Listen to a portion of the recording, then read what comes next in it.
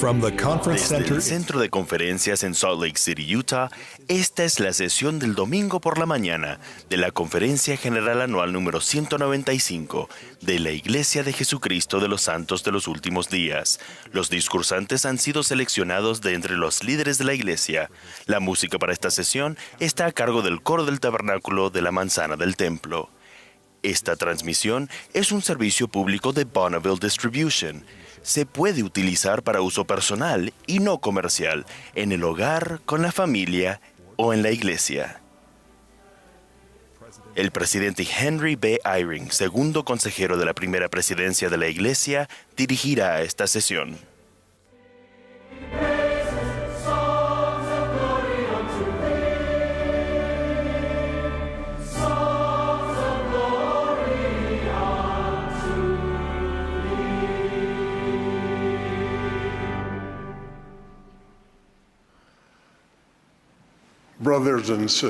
Hermanos y hermanas, les damos la bienvenida a la sesión del domingo por la mañana de la Conferencia General Anual número 195 de la Iglesia de Jesucristo de los Santos de los Últimos Días.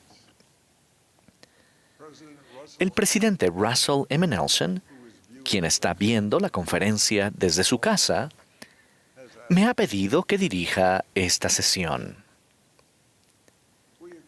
Extendemos nuestro amor a todos los que nos acompañan aquí en el centro de conferencias y en todo el mundo.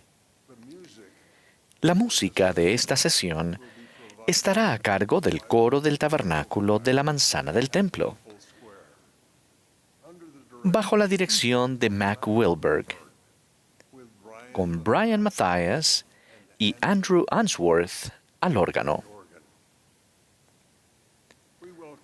Damos la bienvenida a los miembros de la Iglesia que viven fuera de los Estados Unidos y cantan con el coro durante la conferencia.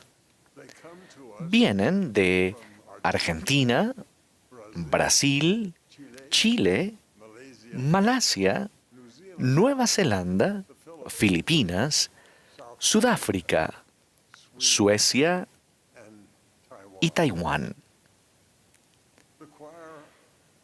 El coro dio inicio a esta reunión con Jehová, sé nuestro guía. Y ahora nos deleitará con Loor al Señor Todopoderoso. Luego, la primera oración la ofrecerá el elder Rafael E. Pino de los 70.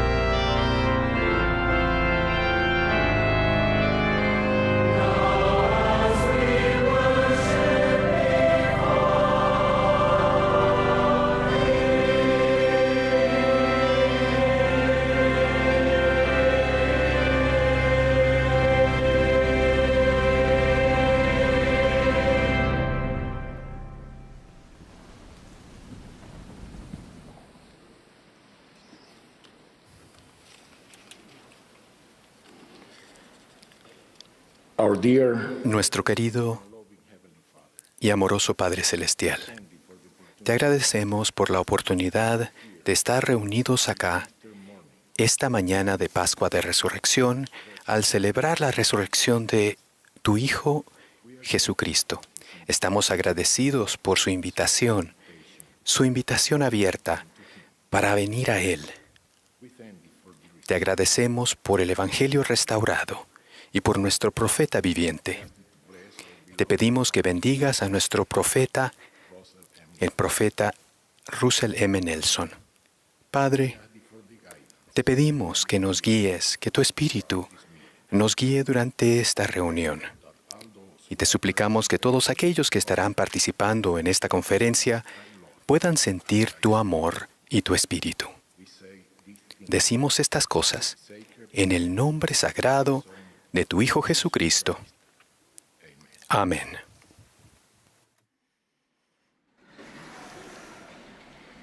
El elder David A. Bednar, del Quórum de los 12 Apóstoles, nos hablará ahora.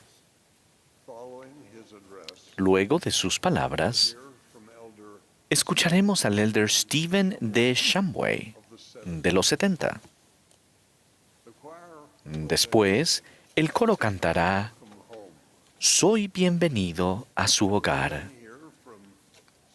Luego escucharemos a la hermana Tamara W. Runia, quien sirve como primera consejera de la Presidencia General de las Mujeres Jóvenes. A ella le seguirá el obispo Gerald Cosset, quien sirve como obispo presidente de la Iglesia.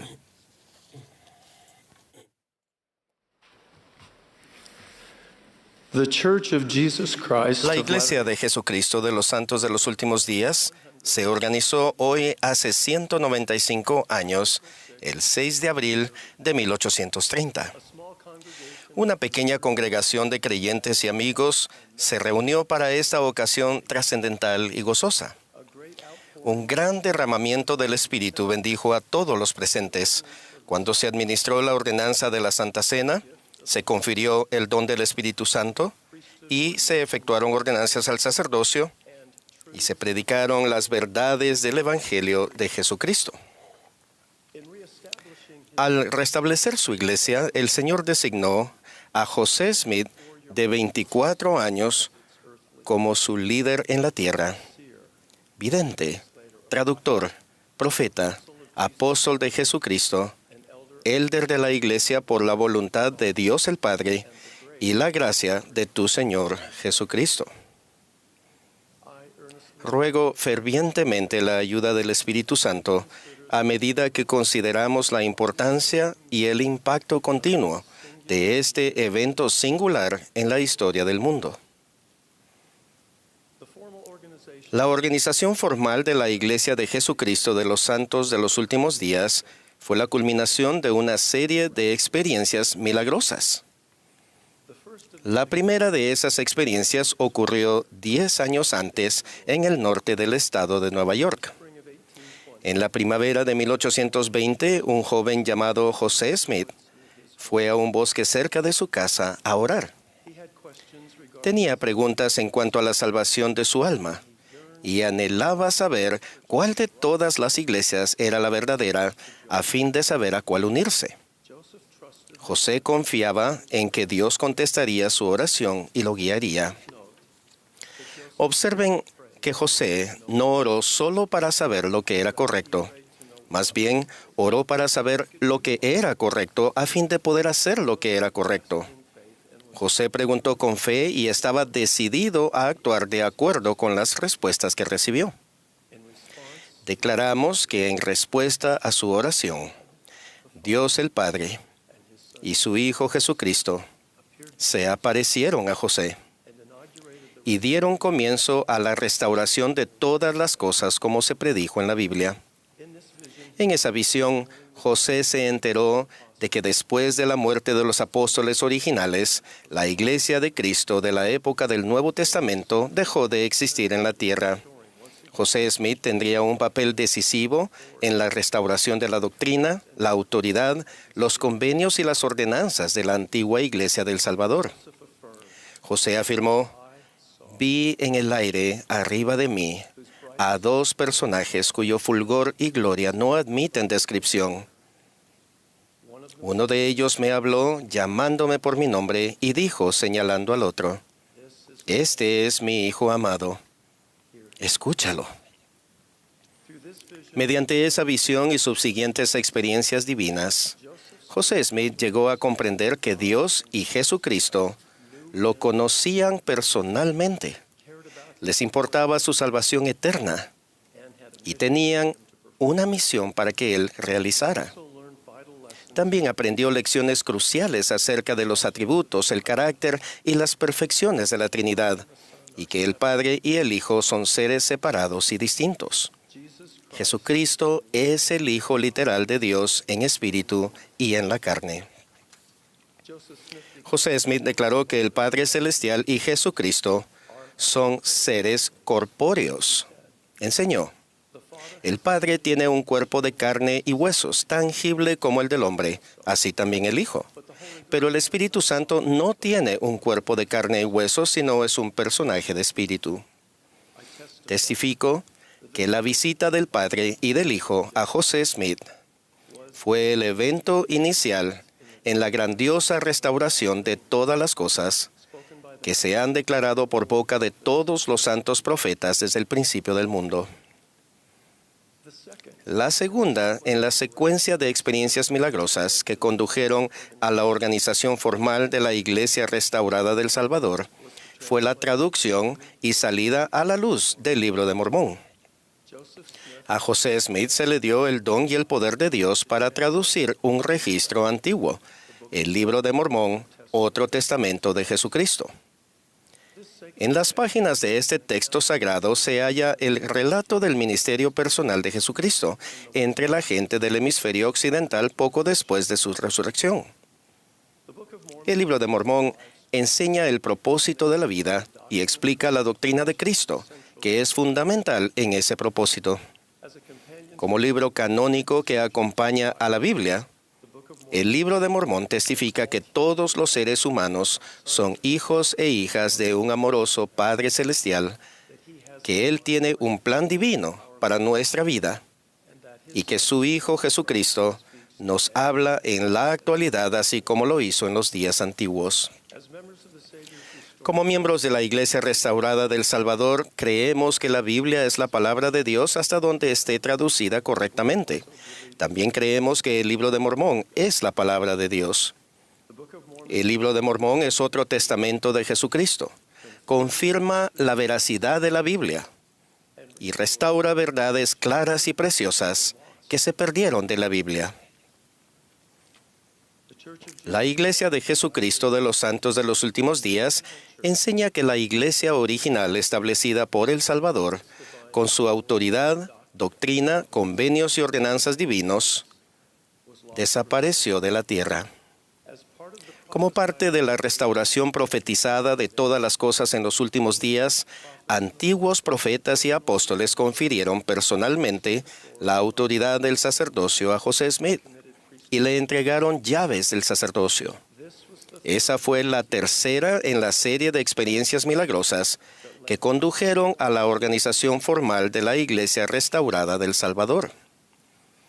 La autoridad del sacerdocio permite que los siervos de Dios lo representen y actúen en su nombre. Las llaves del sacerdocio son la autoridad para dirigir el uso del sacerdocio a favor de los hijos de Dios. Bajo la dirección del Padre y del Hijo, Juan el Bautista, como ser resucitado, restauró en 1829 la autoridad para bautizar por inmersión para la remisión de pecados. Ese mismo año, 3 de los 12 apóstoles originales, Pedro, Santiago y Juan, restauraron el apostolado, así como autoridad y llaves adicionales del sacerdocio. 6 años después de la organización formal de la Iglesia, en el templo de Kirtland, Moisés, Elías y Elías el profeta confirieron a José la autoridad adicional necesaria para llevar a cabo la obra de Dios en los últimos días. Moisés entregó las llaves del recogimiento de Israel. Elías entregó la dispensación del Evangelio de Abraham, incluso la restauración del convenio abrahámico. Elías el profeta entregó las llaves del poder para sellar, proporcionando la autoridad que permite que las ordenanzas que se efectúan en la tierra sean válidas en la eternidad, tales como unir a las familias en relaciones eternas que trascienden la muerte. Mientras José Smith traducía el Libro de Mormón, recibió revelaciones que indicaban que la Iglesia de Jesucristo sería restablecida, pero el Señor le indicó a José que no organizara su iglesia de inmediato. Más bien, por el espíritu de profecía y revelación, el Señor le reveló a José el día preciso en el cual había de proceder a organizar su iglesia una vez más sobre la tierra. La iglesia se organizó en la secuencia adecuada solo después de la restauración del sacerdocio y la publicación del Libro de Mormón. Los primeros ejemplares del Libro de Mormón estuvieron disponibles el 26 de marzo de 1830 y la iglesia se organizó formalmente el 6 de abril. La Iglesia de Jesucristo de los Santos de los Últimos Días es la iglesia restaurada de Cristo de la época del Nuevo Testamento.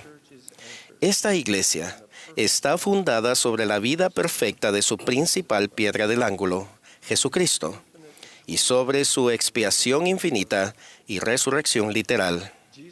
Jesucristo ha llamado de nuevo a apóstoles y les ha dado la autoridad del sacerdocio.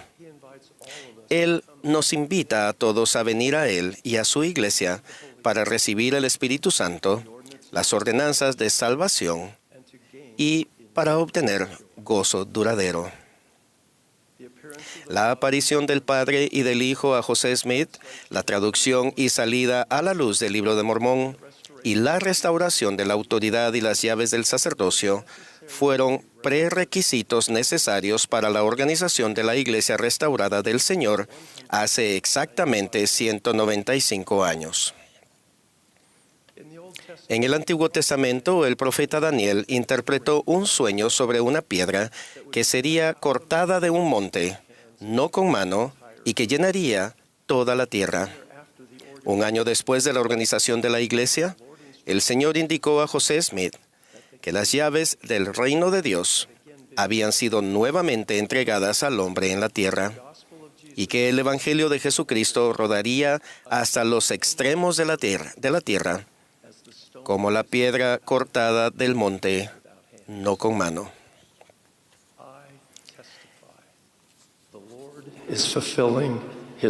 El Señor está cumpliendo su promesa.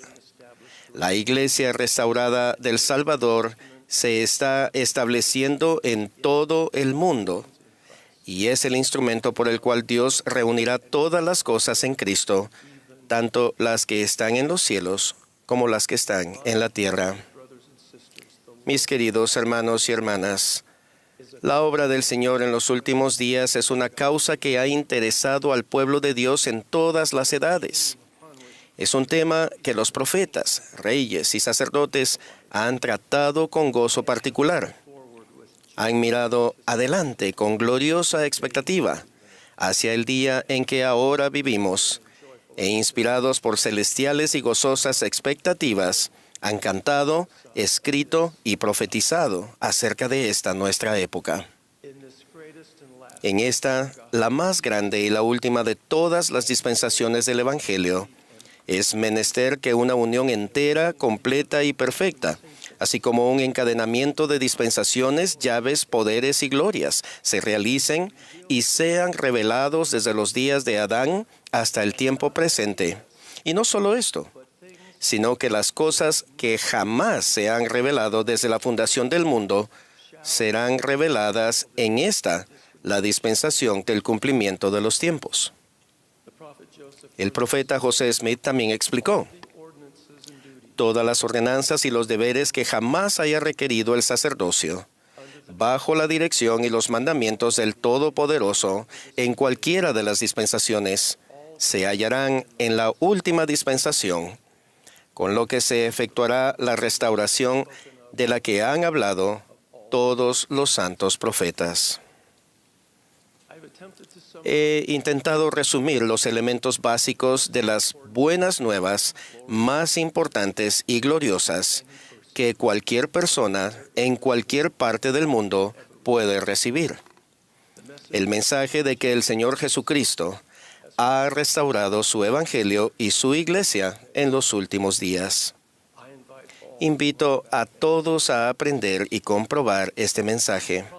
Prometo que aquellos que estudien con espíritu de oración el mensaje de la restauración y actúen con fe, serán bendecidos mediante el poder del Espíritu Santo para obtener su propio testimonio de la divinidad y del propósito de ella de preparar al mundo para la segunda venida prometida de nuestro Señor y Salvador Jesucristo. A medida que oren fervientemente con la expectativa de recibir una respuesta de Dios y actuar de acuerdo con ella, como lo hizo el joven José Smith, aumentará su capacidad de reconocer y responder a ese testimonio divino. Testifico que Dios, el Eterno Padre, es nuestro Padre. Testifico que Jesucristo es el Hijo amado del Padre y su unigénito en la carne. Él es nuestro Salvador y Redentor. Y con gozo testifico que el Padre y el Hijo se aparecieron al joven José Smith, dando así comienzo a la restauración del Evangelio de Jesucristo en los últimos días. El Libro de Mormón es otro testamento de Jesucristo y contiene la palabra de Dios, la autoridad del sacerdocio para representar al Salvador y actuar nuevamente en su nombre se encuentra en la tierra. Y la Iglesia de Jesucristo de los Santos de los Últimos Días es la Iglesia restaurada de Cristo de la época del Nuevo Testamento.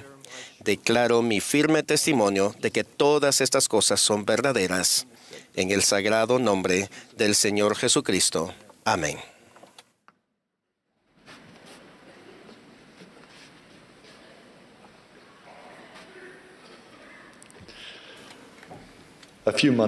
Hace unos meses, me encontraba de pie en un pasillo cuando de pronto pasó el elder Anderson. Yo acababa de ser llamado como nueva autoridad general y tal vez percibiendo mi expresión de duda y sentimientos de inseguridad, él sonrió y comentó con amabilidad: bueno, parece que aquí hay un hombre que no tiene idea de lo que está haciendo. Y yo pensé, y aquí hay un verdadero profeta y vidente. Entonces el elder Anderson susurró: no se preocupe, elder Shumway, las cosas mejoran en 5 o 6 años. ¿Alguna vez se han preguntado por qué en el reino de Dios a veces se nos pide hacer cosas que parecen estar fuera de nuestro alcance? Con todas las exigencias de la vida, ¿se han preguntado por qué necesitamos llamamientos en la iglesia? Bueno, yo sí.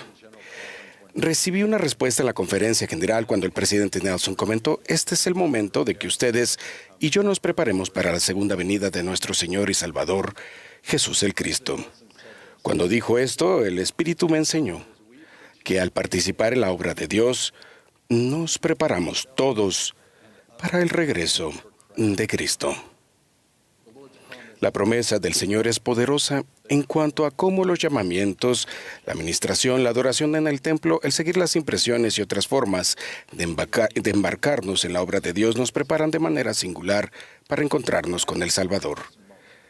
Conforme el reino de Dios se está expandiendo y hay templos por toda la tierra, hay una creciente necesidad de almas dispuestas a participar en la obra de Dios, pero prestar servicio rara vez es conveniente. Esto es el por qué los admiro. Ustedes son discípulos que guardan sus convenios y que dejan de lado sus deseos y desafíos para servir abnegadamente a Dios al servir hacia sus hijos. Dios se deleita en honrar a ustedes que le sirven en rectitud. Él promete: grande será su galardón y eterna será su gloria. Al decir sí a servir, estamos afirmando un sí a tener una vida plena en Jesucristo. Y cuando decimos sí a Él, es como tenemos esta vida plena. Aprendí esto mientras trabajaba y estudiaba ingeniería química en la universidad. se me pidió que fuera el planificador de actividades en un barrio de solteros. Y fue algo muy complicado para mí. Ese llamamiento era el que más le temía, sin embargo lo acepté y al principio resultó monótono, pero un día, durante una actividad, una hermosa chica quedó cautivada por la manera en que tal vez servía los helados yo. Ella regresó 3 veces con la esperanza de llamar mi atención. Nos enamoramos y 2 semanas después fue ella quien me propuso matrimonio. Bueno, tal vez no fue tan rápido, y en realidad fui yo quien le propuso matrimonio. Pero me estremece el siquiera pensar que podría haber perdido la oportunidad de conocer a Heidi si hubiera dicho no a ese llamamiento. No nos embarcamos en la obra de Dios porque Dios nos necesite, sino porque necesitamos a Dios y sus bendiciones. Él promete porque he aquí bendeciré con poderosa bendición a todos los que obraren en mi viña. Permítanme compartir 3 principios que enseñan que nuestra participación en la obra de Dios nos bendice y ayuda a prepararnos para encontrarnos con Él. Primero, al participar, progresamos hacia la medida de nuestra creación. Aprendemos este modelo en el relato de la creación. Después de que cada día de trabajo, Dios reconoció el avance y progreso realizado al decir que era bueno.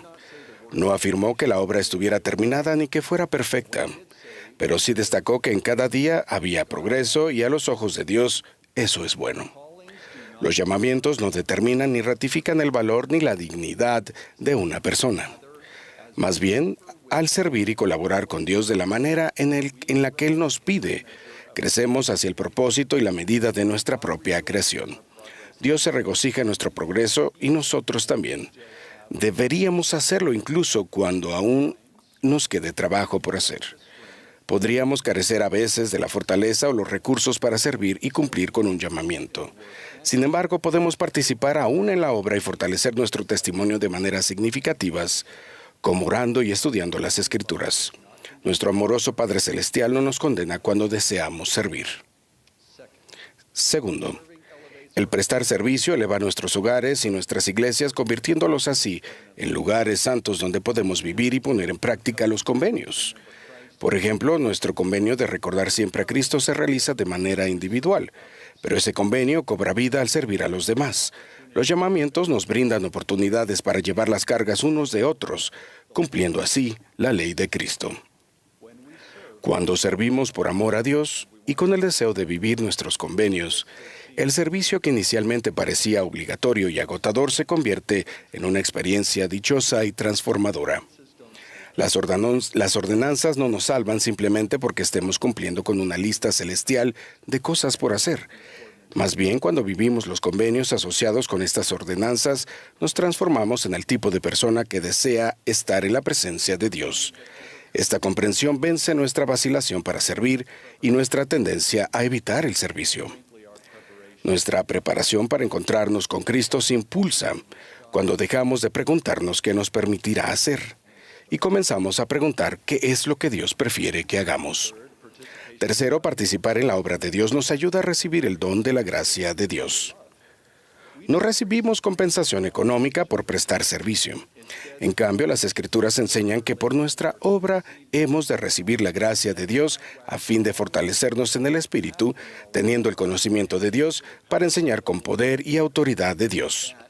Ese es un intercambio verdaderamente valioso. Es por la gracia de Dios que nuestras habilidades o limitaciones no son el factor principal para aceptar o extender un llamamiento. Dios no pide un desempeño perfecto ni un talento excepcional para participar en su obra. De ser así, la reina Esther no habría salvado a su nación, Pedro no habría dirigido la iglesia primitiva y José Smith no sería el profeta de la restauración. Cuando actuamos con fe para hacer algo que está más allá de nuestras capacidades, nuestra debilidad queda expuesta. Esto nunca es cómodo, pero es necesario que sepamos que es por su gracia, la de Dios, que tenemos poder para hacer estas cosas. Al participar en la obra de Dios caeremos muchas veces, pero al esforzarnos Jesucristo nos toma y gradualmente nos eleva, permitiéndonos experimentar la salvación por sobre nuestros fracasos, temores y la sensación de que nunca estaremos a la altura. Cuando consagramos nuestro mejor esfuerzo, aunque sea insuficiente, Dios lo magnifica. Cuando nos sacrificamos por Cristo, Él nos santifica.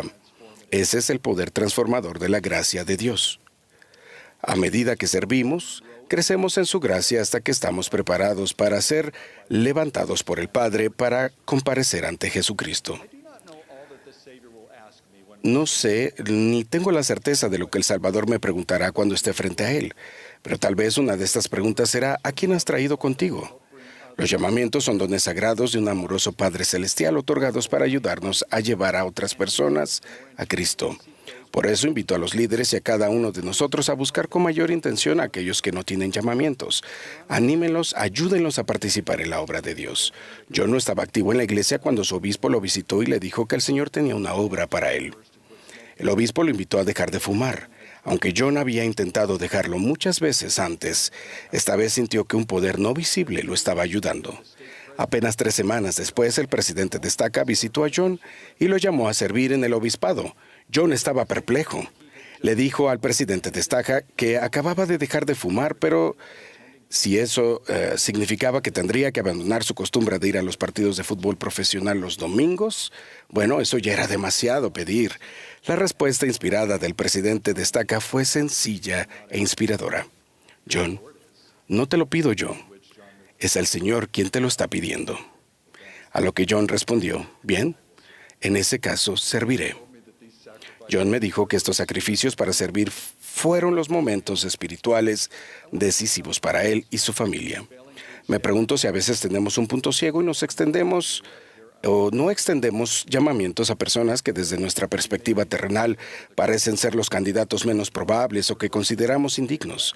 O tal vez estamos más enfocados en una cultura de desempeño en que la doctrina del progreso y no logramos ver cómo el Salvador aumenta la capacidad de los menos indicados o inexpertos al ofrecerles oportunidades de servir. El Elder Bednar enseña la importancia del mandato de las Escrituras, que aprenda todo hombre y mujer su deber, así como a obrar. Lo hacemos cuando los líderes y los padres permiten que los demás aprendan y actúen por sí mismos. Ellos florecen y prosperan. Aunque pueda ser más fácil dar un segundo llamamiento a miembros fieles, el camino de mayor excelencia consiste en también llamar a servir a los menos probables y brindarles de igual manera la oportunidad de aprender y crecer. Si Cristo estuviera aquí en persona, Él visitaría a los enfermos, enseñaría la clase de la escuela dominical, se sentaría con la joven desconsolada y bendeciría a los niños. Él puede hacer su propia obra, pero Él vive este principio para dejarnos actuar y aprender. Por eso nos envía a nosotros en su lugar. Con la participación en la obra de Dios viene el derecho y el privilegio y la responsabilidad de representar al Señor. Cuando servimos para magnificar a Cristo y no a nosotros mismos, nuestro servicio se vuelve dichoso. Cuando otras personas salen de nuestra clase, reunión, visita de administración o actividad recordando a Cristo más de lo que nos recuerdan a nosotros, la obra se aviva. Al procurar sinceramente representar al Salvador, nos acercamos más a su semejanza, y esa es la mejor preparación para el sagrado momento en que cada uno de nosotros se arrodillará y confesará que Jesús es el Cristo, y testifico que lo es. Y que el presidente Russell M. Nelson es su voz hasta los extremos de la tierra para ayudarnos a prepararnos para lo que ha de venir. En el nombre de Jesucristo. Amén.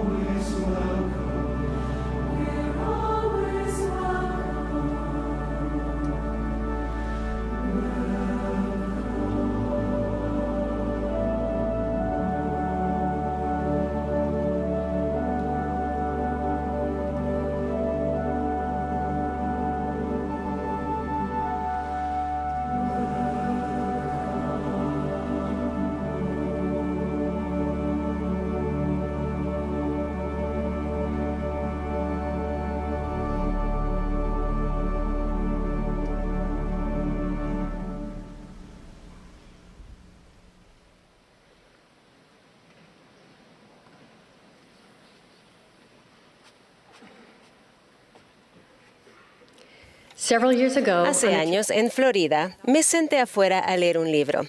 Su título sugería que aunque no seamos perfectos, podemos llegar al cielo. Una mujer que pasaba por allí me preguntó, ¿cree que es posible? Levanté la vista confundida y me di cuenta que se refería al libro que estaba leyendo. Le respondí, bueno, acabo de empezar a leer, pero ya le diré cómo termina. ¿Cómo quisiera regresar el tiempo y decirle, sí, es posible? Porque el cielo no es para las personas perfectas, es para quienes han sido perdonados, quienes eligen a Cristo una y otra vez. Hoy quiero dirigirme a los que sentimos que el arrepentimiento y el perdón funcionan para todos, menos para mí. Aquellos que nos preguntamos, ya que sigo cometiendo los mismos errores, tal vez simplemente soy así. Y a veces sentimos que la senda de los convenios es tan empinada que parece una escalada de los convenios. Un misionero en Australia, el Elder Ganga de Fiji, compartió un sentimiento similar en su testimonio al marcharse a casa. Sé que Dios me ama, pero a veces me pregunto, ¿sabe Dios que lo amo? Porque no soy perfecto y sigo cometiendo errores. En esa emotiva pregunta, el Elder Ganga resumió lo que a menudo me preocupa.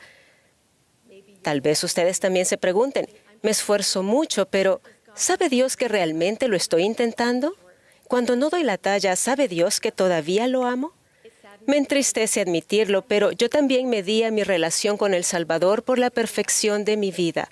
Pensaba que al ser obediente nunca tendría que arrepentirme, y cuando cometía errores me distanciaba de Dios, pensando, Él debe estar muy decepcionado conmigo. Eso no es verdad. He aprendido que si uno espera hasta ser puro o perfecto para acudir al Salvador es que no ha entendido nada. ¿Qué pasaría si pensáramos en los mandamientos y la obediencia de otra manera? Testifico que aunque a Dios le importan nuestros errores, le importa más lo que sucede después de cometer el error. ¿Vamos a acudir a Él? ¿Permaneceremos en esta relación por convenio? Tal vez al oír las palabras, si me amáis, guardad mis mandamientos, se sientan desanimados porque no han guardado todos los mandamientos. Recordemos que arrepentirnos es un mandamiento y tal vez sea el mandamiento que más se repite en las Escrituras. En el soliloquio de Alma, oh si fuera yo un ángel y se me concediera el deseo de mi corazón para proclamar el arrepentimiento, él no trataba de avergonzarnos al señalar nuestros errores. Quería proclamar el arrepentimiento para evitar sufrir en el mundo. Alma aborrecía el pecado porque nos causa dolor. A veces tengo que recordar que los mandamientos son el camino que nos aleja del dolor, así como el arrepentimiento. Nuestro profeta dijo, el Salvador nos ama siempre, pero especialmente cuando nos arrepentimos. Cuando el Señor dice, arrepentíos, arrepentíos, imaginen que les dice, los amo, los amo. Imagínenlo, suplicándoles que dejen atrás el comportamiento que les causó dolor para que salgan de la oscuridad y se vuelvan hacia su luz. En el barrio de mi hija Carly, un presbítero se arrodilló para bendecir la Santa Cena y en lugar de decir, para que lo hagan en memoria de la sangre de tu hijo, él dijo, para que lo hagan en memoria del amor de tu hijo. Los hijos de Carly se llenaron de lágrimas al entender la verdad de esas palabras. Nuestro Salvador estuvo dispuesto a sufrir el dolor de su expiación porque los ama. De hecho, ustedes son el gozo puesto delante de Él mientras sufría. La invitación a arrepentirse es una expresión del amor de Dios. Decir sí a esa invitación es una expresión del nuestro. Piensen en su imagen favorita de Cristo. Imagínenlo con una alegre sonrisa cuando utilizan su don, porque Él es el fulgor perfecto de esperanza. Sí, el arrepentimiento no es una carga para Jesucristo, sino que intensifica su gozo. Enseñemos eso. El arrepentimiento es la mejor noticia. Y no permanecemos en la senda de los convenios por no cometer errores, sino al arrepentirnos cada día. Cuando nos arrepentimos, Dios nos perdona sin compararnos ni regañarnos porque hayamos hecho lo mismo de lo que nos arrepentimos la semana anterior. Él se emociona cada vez que nos ve de rodillas, se deleita en perdonarnos porque para Él somos deleitables. ¿Sienten que eso es verdad? Entonces, ¿por qué es tan difícil de creer? Satanás, el gran acusador, usa la vergüenza para alejarnos de Dios. La vergüenza es una oscuridad tan pesada que si la sacáramos del cuerpo tendría un peso real. La voz que nos golpea diciendo, ¿en qué estabas pensando? ¿Alguna vez haces algo bien? La vergüenza no nos dice que cometimos un error, nos dice que somos nuestros errores.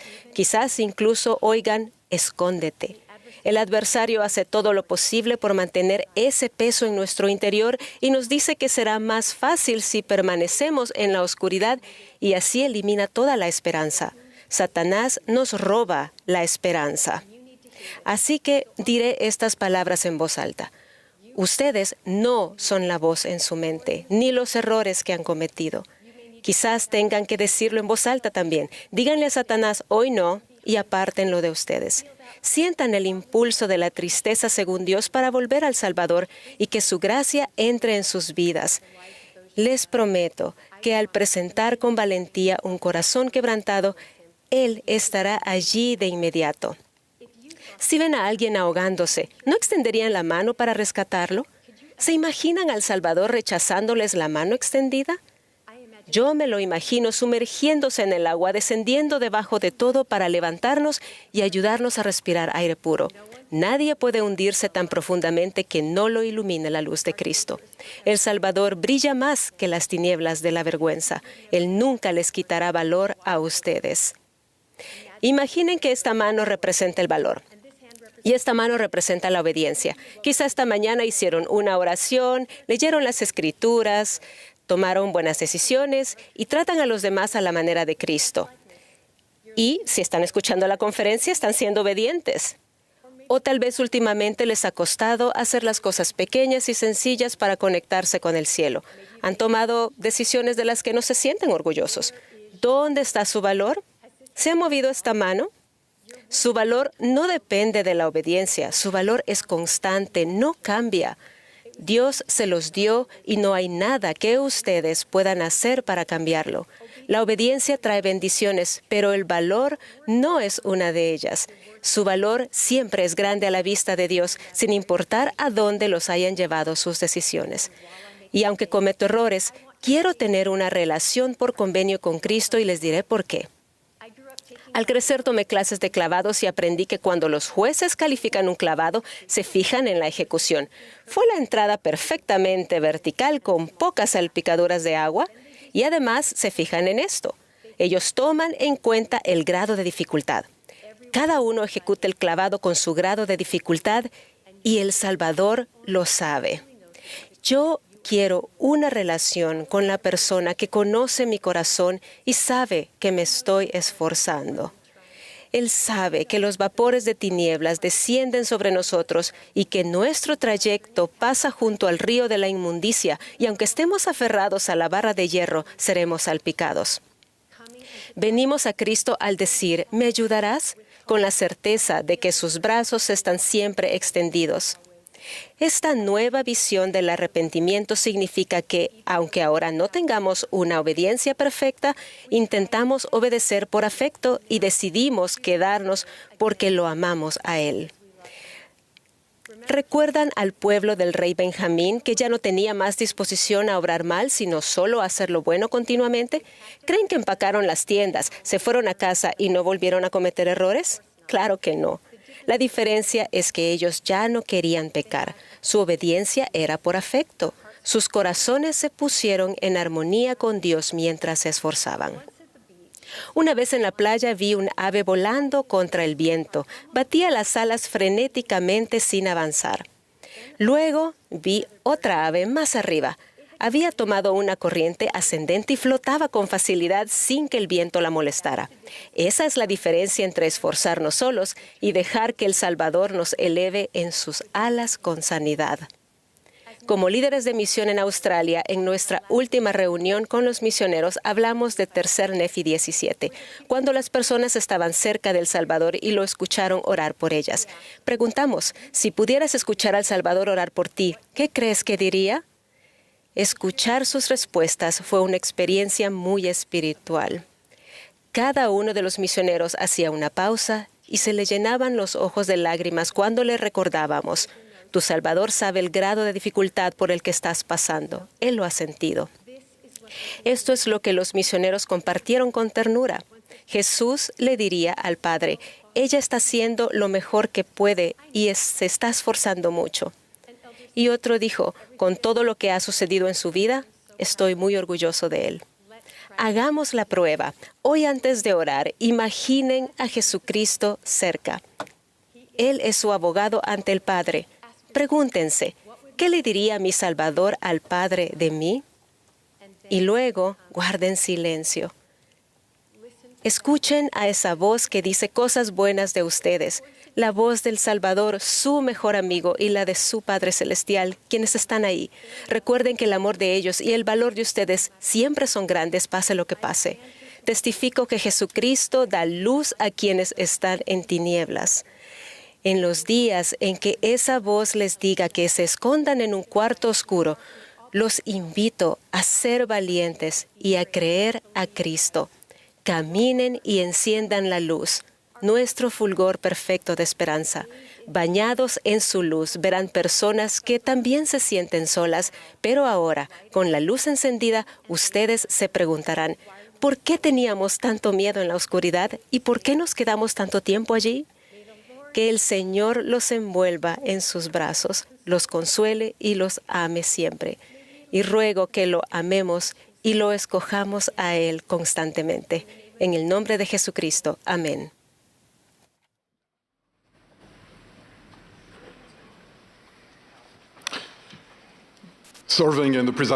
Al servir en el obispado presidente, he tenido el privilegio de conocer a santos de los últimos días de todo el mundo, en una variedad de lugares y culturas.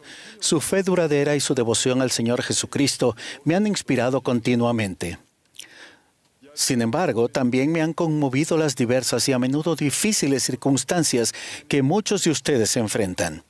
Desafíos tales como enfermedades, discapacidades, recursos limitados, menos oportunidades para casarse o estudiar, abuso por parte de otras personas y otras limitaciones o restricciones.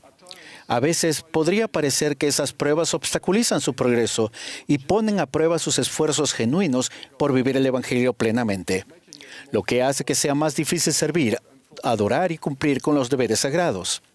Mis queridos amigos, si alguna vez se sienten limitados o desfavorecidos por las circunstancias de su vida, quiero que sepan esto.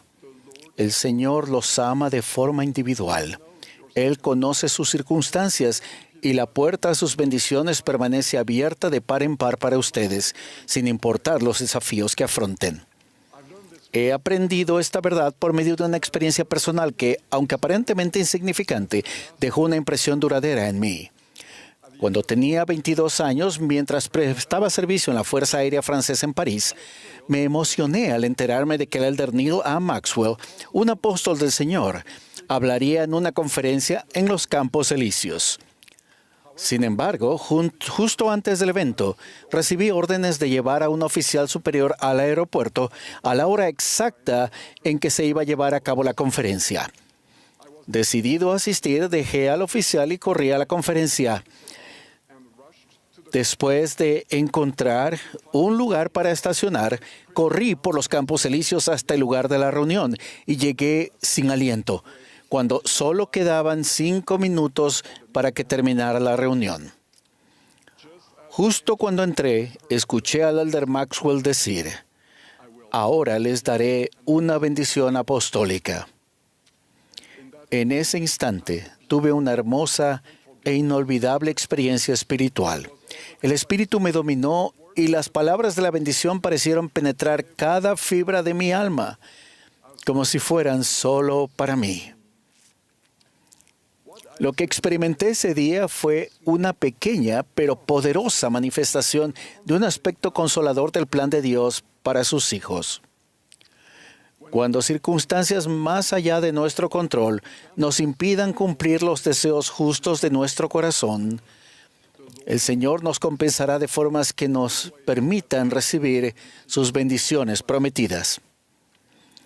Esta reconfortante verdad se basa en 3 principios clave que se encuentran en el Evangelio restaurado de Jesucristo. Primero, Dios ama a cada uno de nosotros de una manera perfecta. Él nos invita a todos a que vengamos a Él y participemos de su bondad. Su plan de redención garantiza que a todos, sin excepción, se le concederá una oportunidad justa de recibir un día las bendiciones de la salvación y la exaltación. 2. Debido a que Dios es justo y misericordioso a la vez, su plan es perfecto. Él no nos hará responsables de cosas que están más allá de nuestro control. El elder Neil A. Maxwell explicó que Dios, en su misericordia, no solamente considera nuestros deseos y nuestras acciones, sino también el grado de las dificultades que las circunstancias nos imponen. 3. Por medio de Jesucristo y su expiación, podemos hallar la fortaleza para perseverar y, en última instancia, superar todos los desafíos de la vida. Como Alma enseñó, el Salvador tomó sobre sí no solo los pecados de los arrepentidos, sino también los dolores y las enfermedades de su pueblo y las debilidades de ellos. Así, más allá de redimirnos de nuestros errores, la misericordia y la gracia del Señor nos sostienen a través de las injusticias, deficiencias y limitaciones impuestas por nuestra experiencia terrenal. El recibir esas bendiciones compensatorias conlleva ciertas condiciones. El Señor nos pide que hagamos cuanto podamos y que le ofrezcamos nuestras almas enteras como ofrenda. Eso requiere un deseo profundo, un corazón sincero y fiel, y nuestra máxima diligencia para guardar sus mandamientos y alinear nuestra voluntad con la de Él. Cuando nuestros esfuerzos más sinceros no alcanzan para satisfacer nuestras aspiraciones debido a circunstancias que están más allá de nuestro control, el Señor puede aceptar los deseos de nuestro corazón como una ofrenda digna. El presidente Dallin H. Oaks enseñó: seremos bendecidos por los deseos justos de nuestro corazón, aunque alguna circunstancia externa nos haya imposibilitado llevar esos deseos a la acción. Mientras el profeta José Smith se preocupaba por su hermano Alvin, que había muerto sin recibir las ordenanzas esenciales del Evangelio, recibió esta revelación consoladora. Todos los que de aquí en adelante mueran sin el conocimiento del Evangelio, quienes lo habrían recibido de todo corazón, serán herederos en el reino celestial de Dios. Entonces el Señor añadió: pues yo, el Señor, juzgaré a todos los hombres según sus obras, según el deseo de sus corazones. Lo que le importa al Señor no es simplemente si somos capaces. A Él le importa que estemos dispuestos a hacer todo lo que podamos para seguirlo como nuestro Salvador. En una ocasión, un amigo consoló a un joven misionero que estaba afligido por su relevo anticipado debido a razones de salud. A pesar de sus oraciones sinceras y su ferviente deseo de servir, compartió un pasaje de las Escrituras en el que el Señor declara que cuando sus hijos van con todas sus fuerzas y sin que cese su diligencia en cumplir sus mandamientos, y sus enemigos, que pueden incluir circunstancias adversas en nuestra vida, les impiden la ejecución de ella, he aquí, me conviene no exigirla más a esos hijos de los hombres, sino aceptar sus ofrendas. Mi amigo le testificó al joven que Dios sabía que él había dado todo lo mejor de sí mismo al responder el llamado a servir. Le aseguró que el Señor había aceptado su ofrenda y que las bendiciones prometidas a todos los misioneros no serían retenidas. Las bendiciones compensatorias del Señor a menudo llegan por medio de la bondad y el servicio de otras personas que nos ayudan a lograr lo que no podemos hacer por nosotros mismos. Recuerdo una ocasión en la que, viviendo lejos de una de nuestras hijas en Francia, nos sentimos impotentes por no poder ayudarla después de un parto difícil. Esa misma semana, nuestro barrio en Utah buscó ayuda para una madre que acababa de dar a luz a mellizos.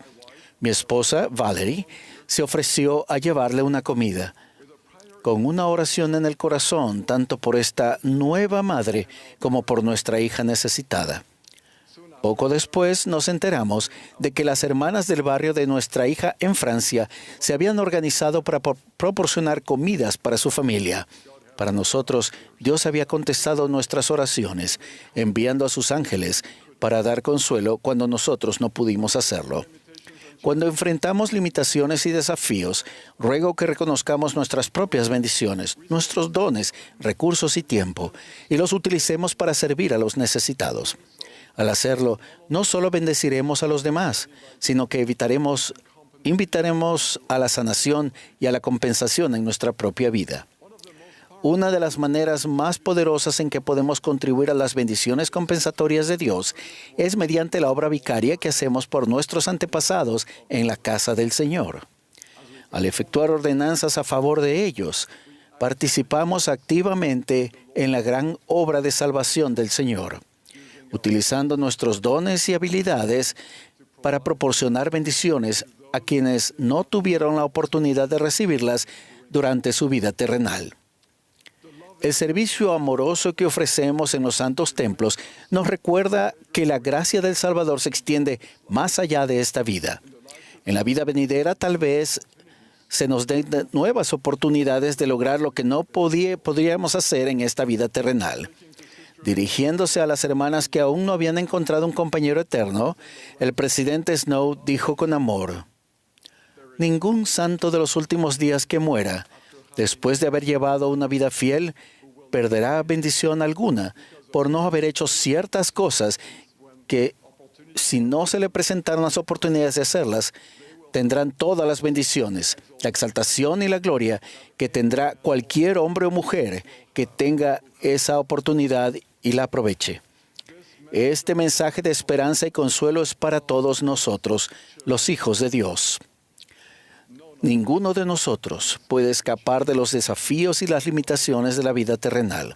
Después de todo, todos nacemos con una incapacidad inherente para salvarnos a nosotros mismos. Sin embargo, tenemos un Salvador amoroso y sabemos que es por su gracia por la que nos salvamos después de hacer cuanto podamos. Testifico que, aunque muchas circunstancias de la vida estén más allá de nuestro control, ninguno de nosotros está más allá del alcance de las infinitas bendiciones del Señor. Mediante su sacrificio expiatorio, el Salvador compensará toda incapacidad e injusticia si le ofrecemos toda nuestra alma. En el nombre de Jesucristo. Amén.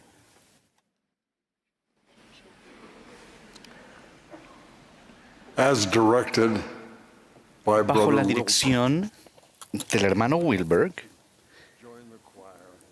los invitamos a unirse al coro para cantar Trabajemos hoy en la obra.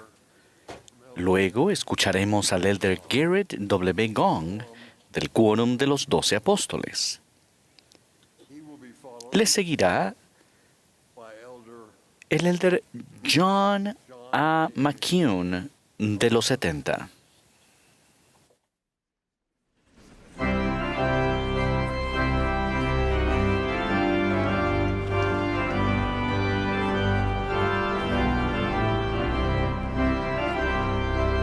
Esta es la sesión del domingo por la mañana de la Conferencia General Anual número 195 de la Iglesia de Jesucristo de los Santos de los Últimos Días.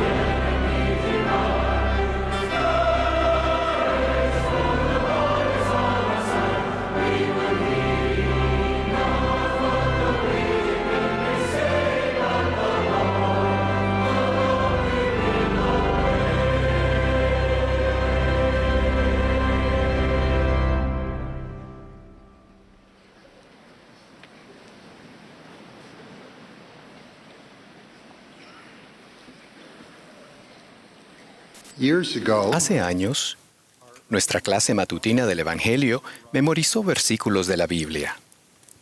Naturalmente me sentí atraído por los pasajes cortos. Por ejemplo, Juan 11:35, uno de los versículos más cortos de las Escrituras, solo 3 palabras. Y lloró Jesús. Para mí ahora, el hecho de que Jesús llore de dolor y de gozo da testimonio de la milagrosa realidad. El divino Hijo de Dios vino a la vida mortal física y aprendió, según la carne, cómo estar siempre con nosotros y bendecirnos. Cuando clamamos de dolor o de gozo, Jesucristo entiende perfectamente. Él puede estar presente en los momentos en que más necesitamos los grandes dones de la eternidad, la expiación, la resurrección y la restauración de Jesucristo. María y Marta atendiendo a su hermano Lázaro que ha muerto. Lleno de compasión, Jesús llora. Él levanta a Lázaro a la vida. En la víspera de la Pascua judía, Jesús contempla Jerusalén. Él llora, incapaz de juntar a su pueblo como una gallina juntaría a sus polluelos. Hoy en día, su expiación nos da esperanza cuando sentimos pesar por lo que podría haber sido. El Señor de la viña llora cuando pregunta a sus siervos, entre los que podríamos estar nosotros como hermanos y hermanas ministrantes, ¿qué pude haber hecho por mi viña? María se encuentra desolada ante el sepulcro. Jesús le pregunta con dulzura, ¿por qué lloras? Él sabe por qué. Él sabe que por la noche durará el llanto y a la mañana vendrá la alegría. La resurrección trae amanecer para todos. En las tierras del Libro de Mormón, cuando la fiel multitud se presenta ante él, el gozo de Jesús es completo y llora. Y tomó a sus niños pequeños, uno por uno, y los bendijo, y rogó al Padre por ellos. Y cuando hubo hecho esto, lloró de nuevo. Esta es la Pascua de resurrección en Jesucristo. Él responde a nuestro corazón menesteroso y las preguntas de nuestra alma. Él enjuga nuestras lágrimas, pero no nuestras lágrimas de gozo. Cuando las lágrimas brotan, en ocasiones nos disculpamos, avergonzados.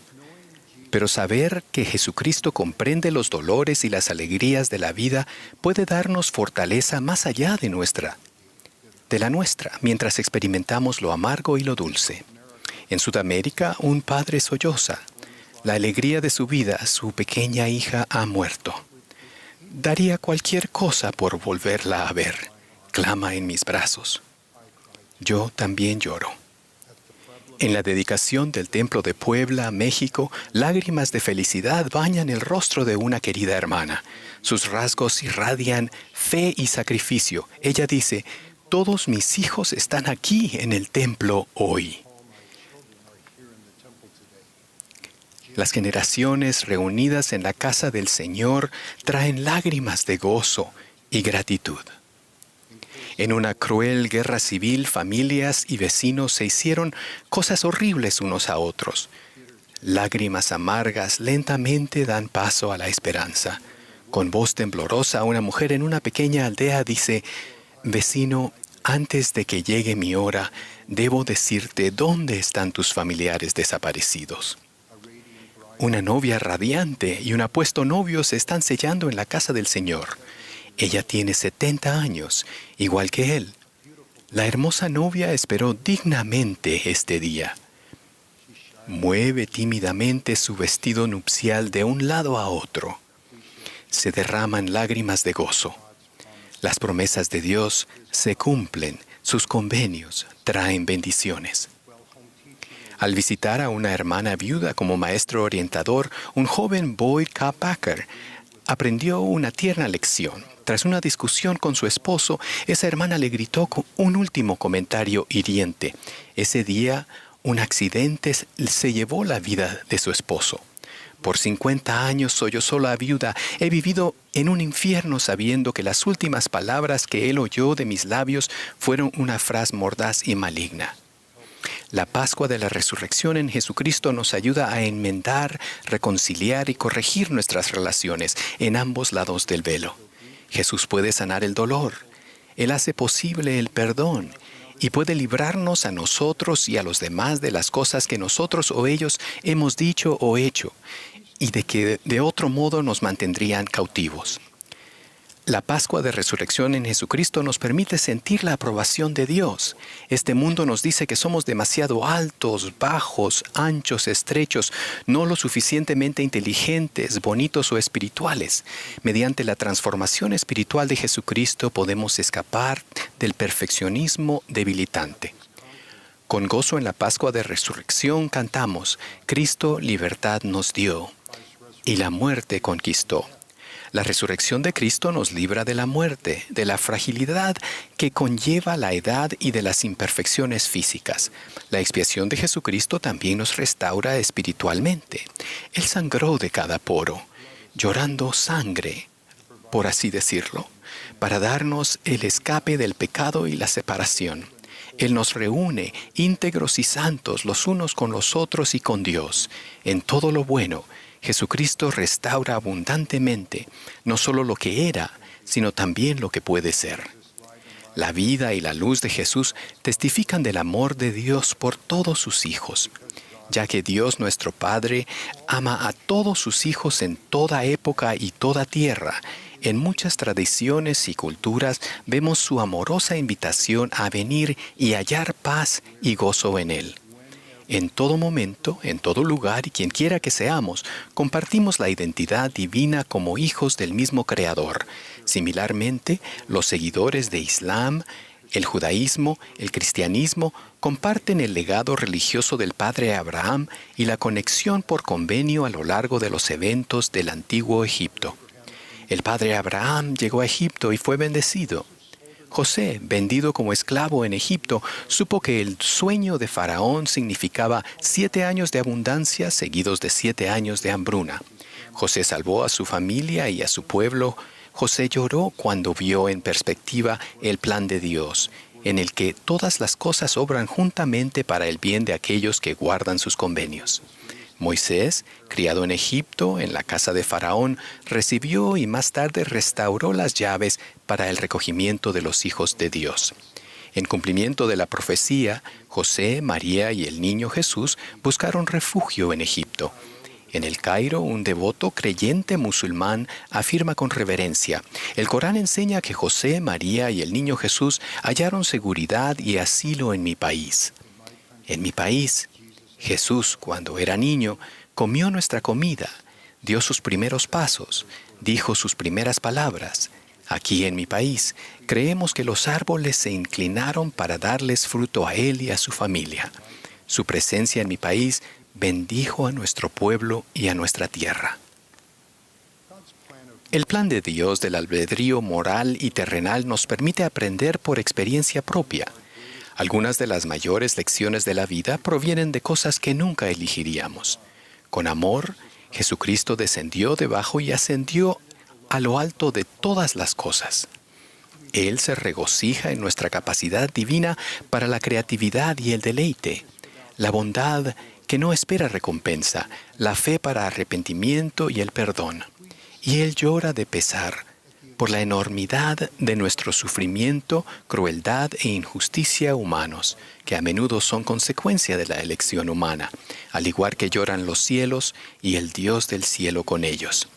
Cada temporada primaveral de Pascua de Resurrección testifica que la secuencia y la convergencia espirituales son parte del modelo divino de expiación, resurrección y restauración por medio de Jesucristo.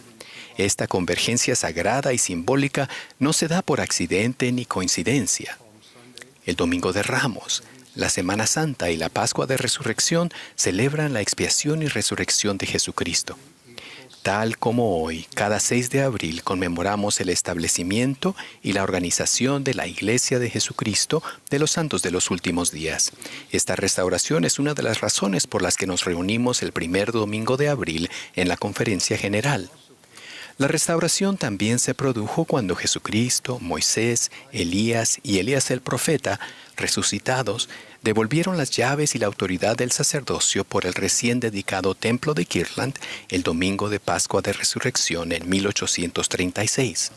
En ese lugar, ese día, la Iglesia restaurada de Jesucristo recibió la autoridad y las bendiciones de Dios para recoger a sus hijos, prepararlos para regresar a Él y unir a las familias por la eternidad.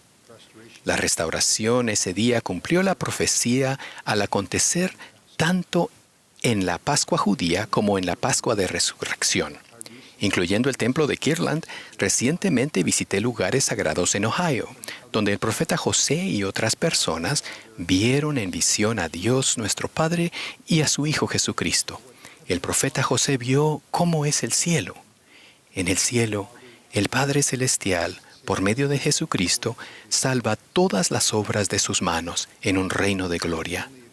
Las únicas excepciones son aquellos que intencionalmente niegan al Hijo después que el Padre lo ha revelado.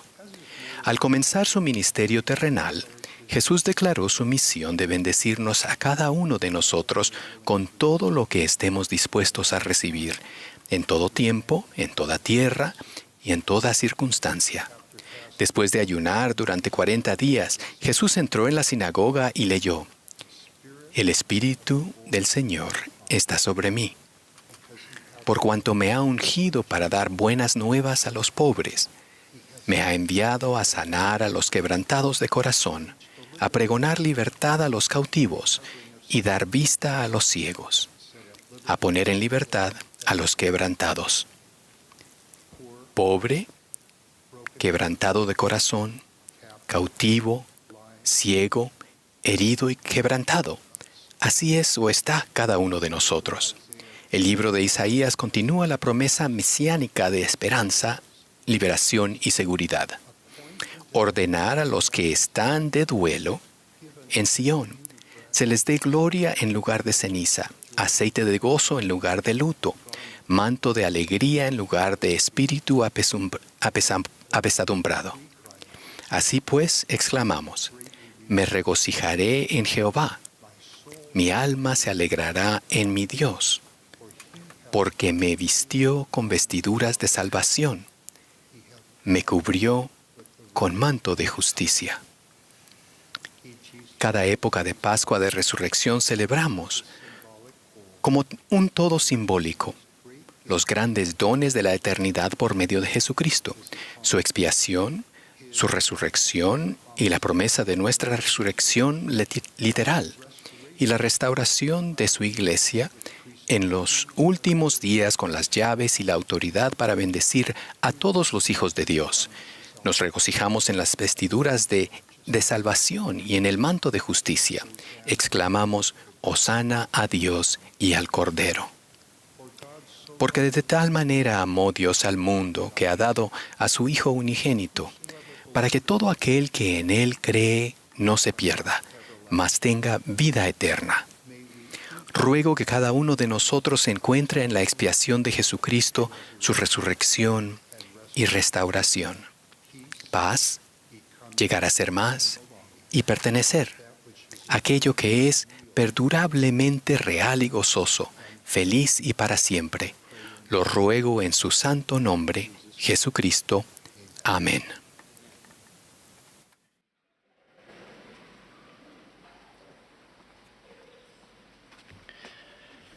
Un día de 2023, cuando Yanga Altansuk trabajaba en la ciudad de Darkhan, en el norte de Mongolia, el presidente de esa misión entró en su lugar de trabajo. En sus palabras, ella dijo: lo vi y pensé que tenía una luz brillante en su semblante.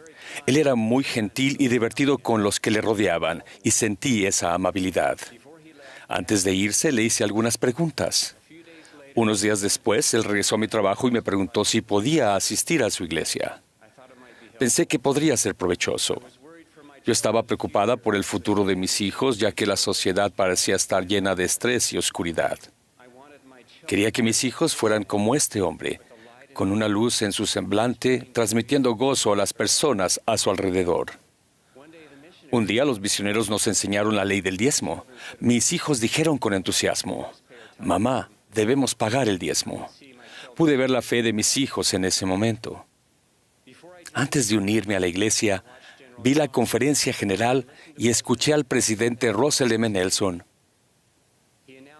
Él anunció nuevos templos en todo el mundo y dijo que se construiría un nuevo templo en Ulan Bator, Mongolia. Me regocijé y derramé lágrimas sin saber por qué. Con ese gozo me di cuenta de que mi fe y mi testimonio estaban creciendo. Uyanga, como millones de personas, forma parte del gran recogimiento de Israel en preparación para la segunda venida de Jesucristo. Ella ha comenzado su trayecto por la senda de los convenios y se ha convertido en discípula de Cristo. ¿Qué significa ser discípulos de Cristo? Valoro la palabra japonesa discípulo o deshi, de, que significa hermano menor, y shi, que significa hijo. Jesucristo declaró: yo estuve en el principio con el Padre y soy el primogénito. Debido a quién es Él y a lo que ha hecho, lo adoramos, lo glorificamos y lo seguimos. Cristo nos ha redimido y estaremos por siempre agradecidos por su sacrificio expiatorio. Tenemos un Padre Celestial que nos ama como sus hijos. Su amor por nosotros es perfecto. Jesucristo y su misión ilustran el amor de Dios por nosotros. Como escribió Juan, porque de tal manera amó Dios al mundo, que ha dado a su Hijo unigénito para que todo aquel que en Él cree no se pierda, mas tenga vida eterna. En nuestro empeño por entender lo que no sabemos, a veces podríamos fiarnos de nuestras experiencias terrenales o de cosas que sí sabemos. Por ejemplo, en cierto modo, podemos aprender de Dios el Padre a través de nuestra propia paternidad y relaciones familiares en esta vida terrenal. Debemos tener cuidado de no ir demasiado lejos con estas comparaciones en nuestro intento por comprender a nuestro Padre Celestial. Los atributos de Dios el Padre trascienden todo atributo menos perfecto que el de un hombre caído. Dios es el Padre perfecto. Él es perfectamente amoroso, bondadoso, paciente, comprensivo y glorioso. Podemos confiar en Él perfectamente. El amor de Cristo refleja el amor de Dios el Padre y es una representación de ese amor. Jesucristo es tanto el ejemplo como el medio. En Cristo podemos comprender los atributos perfectos del Padre y de su plan. A través de Cristo, obtenemos el poder habilitador para vencer las tendencias naturales de hombres y mujeres para que lleguemos a ser más como el Padre. Al igual que nuestro Padre Celestial, Jesucristo es perfectamente misericordioso y justo. Estos atributos divinos de la justicia y la misericordia no se oponen, sino se complementan. Tanto la justicia como la misericordia ilustran el amor perfecto de Dios por sus hijos. Podemos confiar en Dios el Padre y en Jesucristo porque son justos y equitativos con todos nosotros. Dios el Padre y su Hijo Jesucristo están perfectamente alineados en propósito y amor. Debido a que Dios y Jesucristo nos aman, se nos da el privilegio como verdaderos discípulos de hacer convenios con ellos. Al hacerlo, nuestra relación con Cristo se amplía. Ahora pues, a causa del convenio que habéis hecho, seréis llamados progenie de Cristo, hijos e hijas de Él, porque he aquí hoy Él os ha engendrado espiritualmente, pues decís que vuestros corazones han cambiado por medio de la fe en su nombre. Por tanto, habéis nacido de Él y habéis llegado a ser sus hijos y sus hijas. Como discípulos, cuando efectuamos convenios sagrados y los guardamos, somos bendecidos con poder espiritual. Estamos conectados a Cristo y a Dios el Padre en una relación especial y podemos experimentar su amor y gozo en una medida reservada para aquellos que han hecho convenios y los han guardado. Nuestra capacidad para sentir en su totalidad el amor de Dios o para continuar en su amor depende de nuestros deseos y acciones justas. En Juan capítulo 15, versículo 9 leemos: como el Padre me ha amado, así también yo os he amado. Y luego se nos extiende una invitación: permaneced en mi amor. En el versículo siguiente se nos da la manera de continuar en su amor.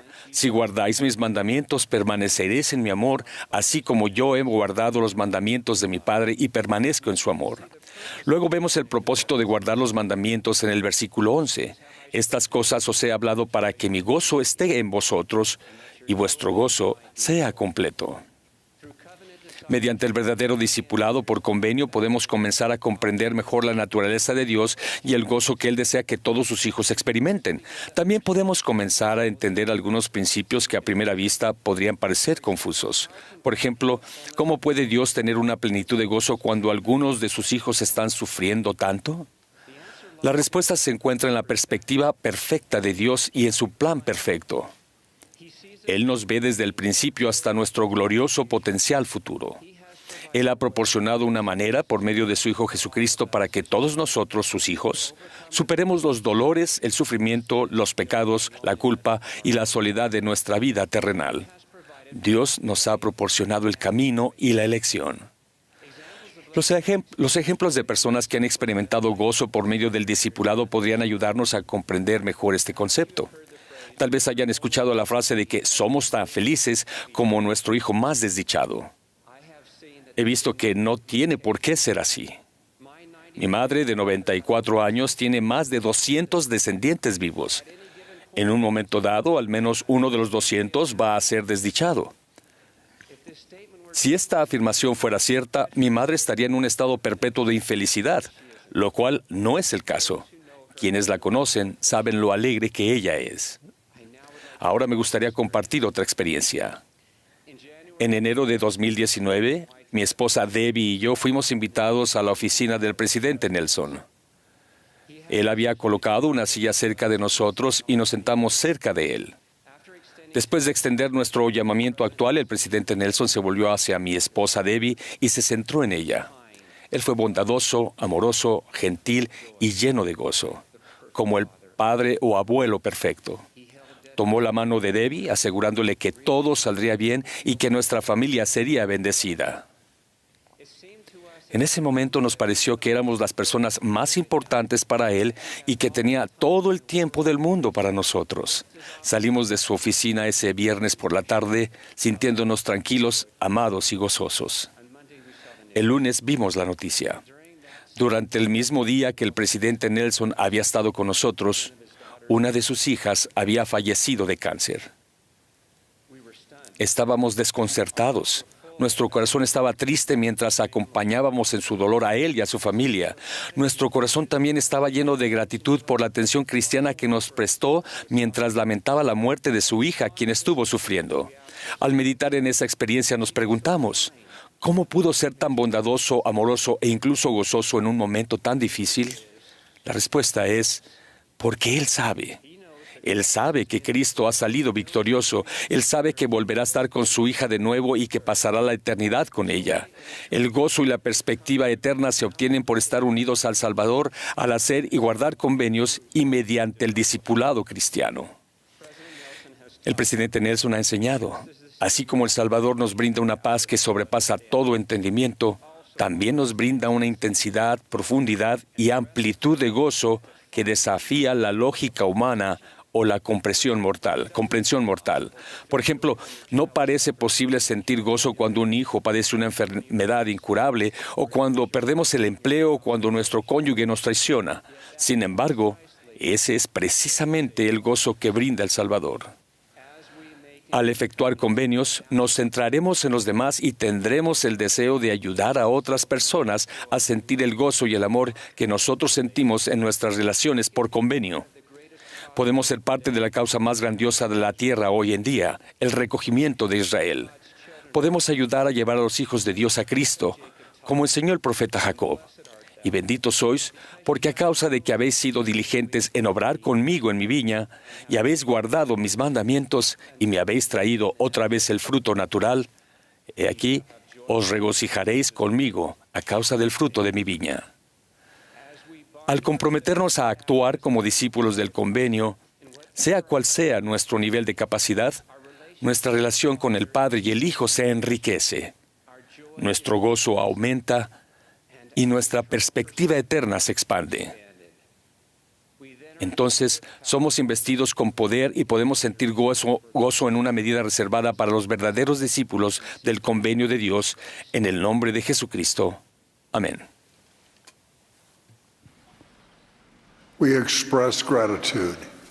Agradecemos al coro del tabernáculo de la manzana del templo por la hermosa música que nos ha proporcionado. Asimismo, agradecemos a quienes nos han hablado hasta ahora. Ahora el coro nos complacerá con Tan solo con pensar en ti. El último discursante de esta sesión será el presidente Dallin H. Oaks, primer consejero de la primera presidencia. Después de sus palabras, el coro cantará Reina paz en mi ser. Y la última oración la ofrecerá el hermano Michael T. Nelson, quien sirve como segundo consejero de la Presidencia General de los Hombres Jóvenes.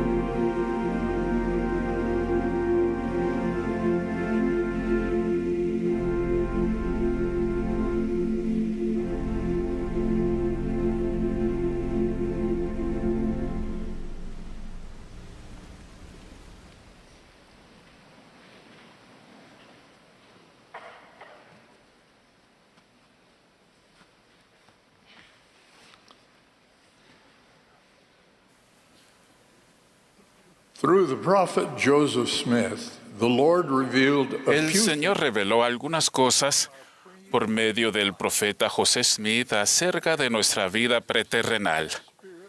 Allí existimos como hijos de Dios, procreados como espíritus. Debido a que Él deseaba ayudar a sus hijos a progresar, dispuso la creación de una tierra en la que pudiéramos recibir un cuerpo, aprender mediante la experiencia, desarrollar atributos divinos y ser probados para ver si guardaríamos sus mandamientos. A quienes fueran hallados dignos les sería aumentada gloria sobre sus cabezas para siempre jamás. A fin de fijar las condiciones de ese plan divino, Dios escogió a su Hijo unigénito para que fuera nuestro Salvador. Lucifer, cuya alternativa sugerida habría destruido el albedrío del hombre, se convirtió en Satanás y fue echado abajo. Desterrado a la tierra y privado del privilegio de la vida terrenal, a Satanás se le permitió engañar y cegar a los hombres y llevarlos cautivos según la voluntad de él, sí, a cuantos no quieran escuchar la voz de Dios. Una parte esencial del gran plan de Dios para el crecimiento de sus hijos en la tierra era que experimentaran oposición en todas las cosas. Así como nuestros músculos físicos no pueden desarrollarse ni mantenerse sin ofrecer resistencia contra la ley de la gravedad, el crecimiento en esta vida terrenal requiere que el hombre se enfrente a las tentaciones de Satanás y a otras formas de oposición en la tierra. Lo más importante para el progreso espiritual es el requisito de escoger entre el bien y el mal. Quienes elijan el bien progresarán hacia su destino eterno. Aquellos que escojan el mal, como todos lo haremos en las diversas tentaciones de la vida terrenal, necesitarán una ayuda salvadora, la cual un Dios amoroso tuvo a bien proporcionar. Por mucho, la ayuda terrenal más poderosa que Dios ha dispuesto fue la provisión de un Salvador, Jesucristo, quien sufriría para pagar el precio y perdonar los pecados de los que nos arrepintamos. Esa misericordiosa y gloriosa expiación explica por qué la fe en el Señor Jesucristo es el primer principio del Evangelio. Su expiación lleva a efecto la resurrección de los muertos y expía los pecados del mundo, borrando todos los pecados de los que nos arrepintamos y dando poder a nuestro Salvador para socorrernos en nuestras enfermedades terrenales. Más allá de que los pecados cometidos sean borrados y perdonados, el plan de un padre y un hijo amorosos proporciona muchos otros dones para nuestra protección, incluso para protegernos de pecar en primer lugar. Nuestra vida terrenal siempre comienza con un padre y una madre. Lo ideal es que ambos estén presentes, aportando diferentes dones para guiar nuestro crecimiento. De lo contrario, su ausencia es parte de la oposición que debemos vencer. El plan de nuestro Padre Celestial ofrece otras ayudas para guiarnos a lo largo de nuestro trayecto terrenal. Hablaré de 4 de ellas. Por favor, no pretendo limitarlas a 4 porque estas ayudas se superponen. Además, hay otras protecciones misericordiosas que se suman a estas. La primera es la luz o Espíritu de Cristo. En su gran enseñanza en el libro de Moroni, el propio Moroni cita a su padre diciendo que a todo hombre se da el Espíritu de Cristo para que sepa discernir el bien del mal. Esta misma enseñanza aparece en las revelaciones modernas. Y el Espíritu da luz a todo hombre que viene al mundo. Y el Espíritu ilumina a todo hombre en el mundo que escucha la voz del Espíritu. Y también porque se envía mi Espíritu al mundo para iluminar a los humildes y contritos y para la condenación de los impíos. El presidente Joseph Fielding Smith explicó ambos pasajes.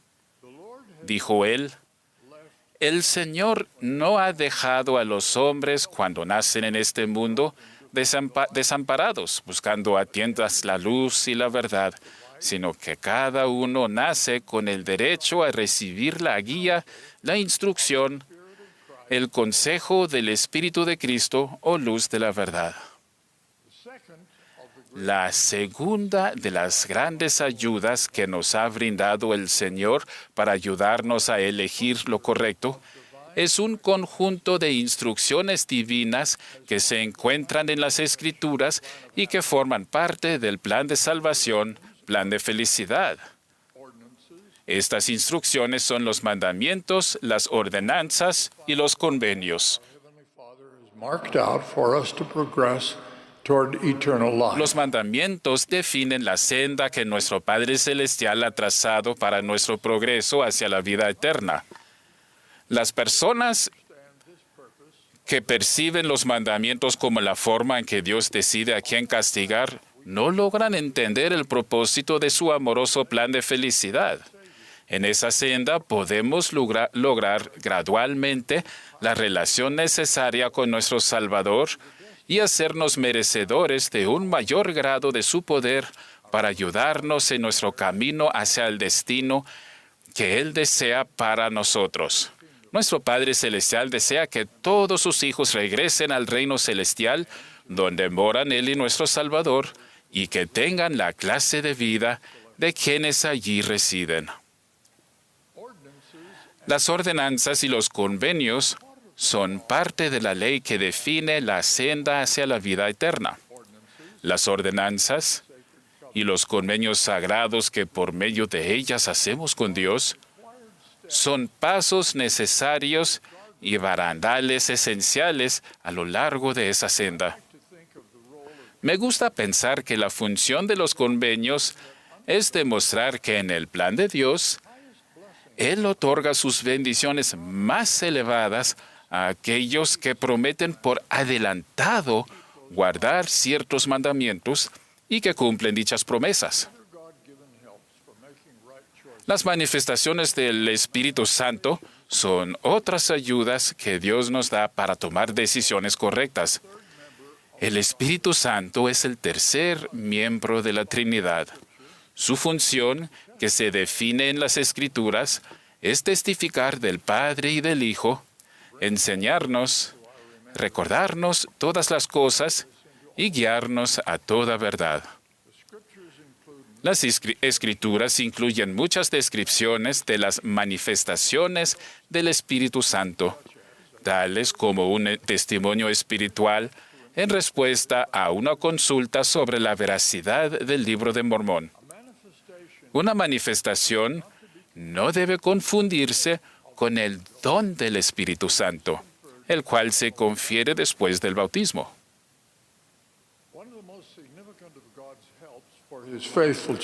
El don del Espíritu Santo es una de las ayudas más significativas de Dios para sus hijos fieles.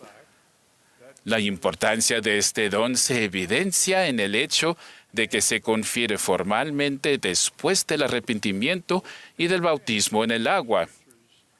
Y entonces, explican las Escrituras, viene una remisión de vuestros pecados por fuego y por el Espíritu Santo.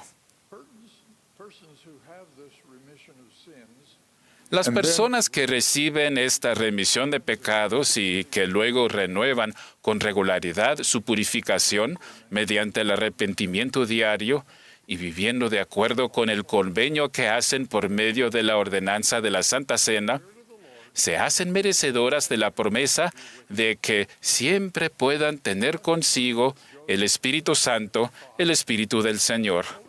Así, el presidente Joseph F. Smith enseñó que la función del Espíritu Santo es iluminar la mente de las personas con respecto a las cosas de Dios, convencerlas en el momento de su conversión de que han hecho la voluntad del Padre y ser en ellas un perdurable testimonio como compañero a través de la vida, actuando como la guía segura e infalible hacia toda verdad y llenándolas día tras día de regocijo y alegría, con la disposición de hacer el bien a todos los hombres, de sufrir el mal antes que hacer el mal, de ser bondadosas y misericordiosas, de ser sufridas y caritativas.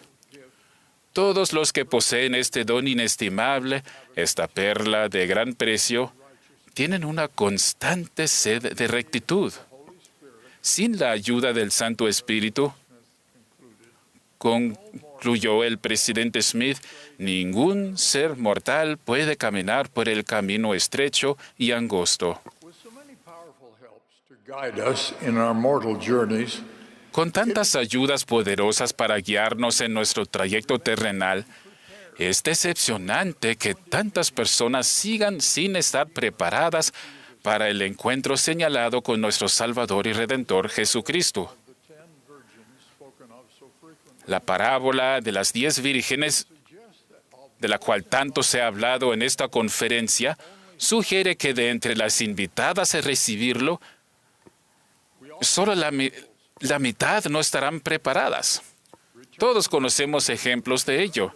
Exmisioneros que han interrumpido su crecimiento espiritual con periodos de inactividad, jóvenes que han puesto en peligro su crecimiento espiritual al haberse apartado de las enseñanzas y actividades de la Iglesia, hombres que han pospuesto su ordenación al sacerdocio de Melquisedec, hombres y mujeres, a veces la posteridad de pioneros nobles o padres dignos, que se han salido de la senda de los convenios antes de hacer y guardar convenios en el Santo Templo. Muchas de tales desviaciones se producen cuando los miembros no siguen el plan fundamental de mantenimiento espiritual que incluye la oración personal, el estudio regular de las Escrituras y el arrepentimiento frecuente. En cambio, algunos descuidan la renovación semanal de los convenios al no tomar la Santa Cena. También hay quienes afirman que la Iglesia no está satisfaciendo sus necesidades. Ellos anteponen lo que consideran sus necesidades futuras a lo que el Señor ha proporcionado mediante sus muchas enseñanzas y oportunidades para nuestro servicio esencial a los demás. La humildad y la confianza en el Señor son los remedios para tales desviaciones. Tal como se enseña en el Libro de Mormón, el Señor bendice y hace prosperar a aquellos que en Él ponen su confianza. Confiar en el Señor es una necesidad particular de todos los que erróneamente comparan los mandamientos de Dios y las enseñanzas de sus profetas con los descubrimientos más recientes y la sabiduría del hombre. He hablado de las muchas ayudas terrenales que nuestro amoroso Padre Celestial ha dado para ayudar a sus hijos a regresar con Él. La parte nuestra en este plan divino consiste en confiar en Dios y buscar ayudas divinas, sobre todo la expiación de su Hijo amado, nuestro Salvador y Redentor Jesucristo. Ruego que enseñemos y vivamos estos principios. En el nombre de Jesucristo. Amén.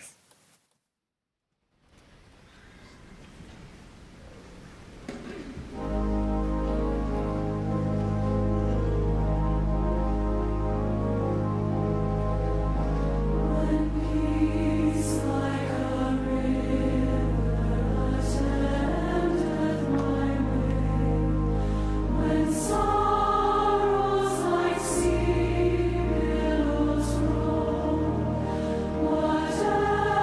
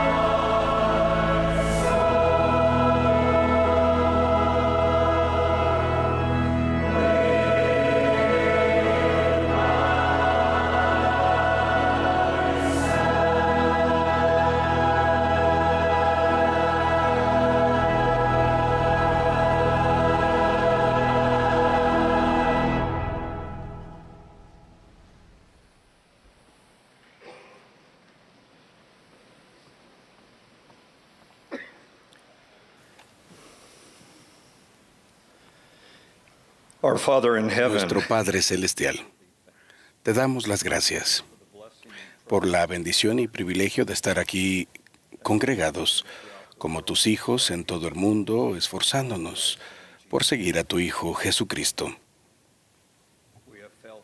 Hemos sentido tus palabras y mensajes a través de aquellos que nos han hablado, aquellos que han compartido.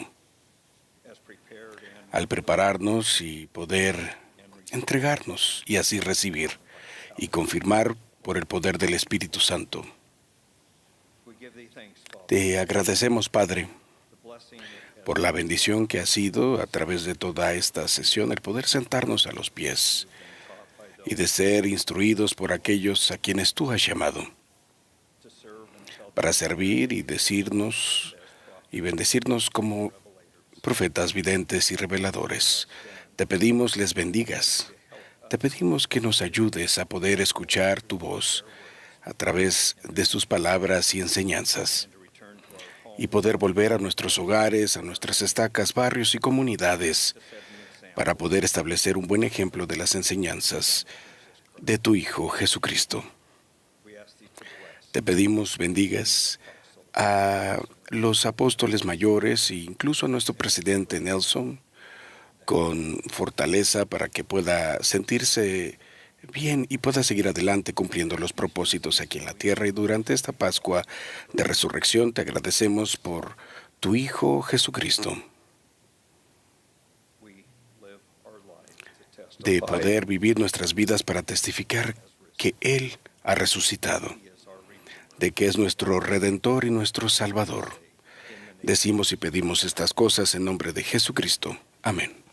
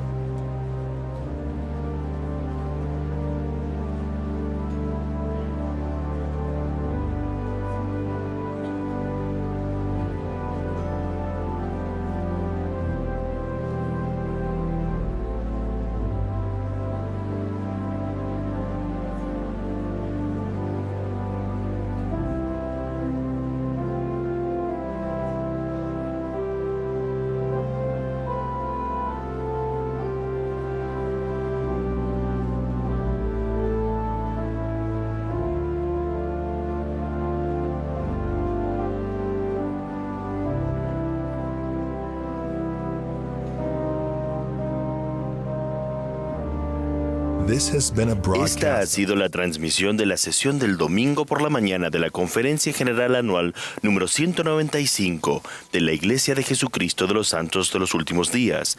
Los discursantes han sido seleccionados de entre los líderes de la Iglesia. La música para esta sesión estuvo a cargo del coro del tabernáculo de la manzana del templo. Todos son bienvenidos a ver y compartir los mensajes de esta y otras conferencias que se encuentran en la iglesiadejesucristo.org. Esta transmisión es un servicio público de Bonneville Distribution. Se puede utilizar para uso personal y no comercial, en el hogar, con la familia o en la iglesia. Copyright 2025 por Intellectual Reserve Incorporated. Todos los derechos reservados.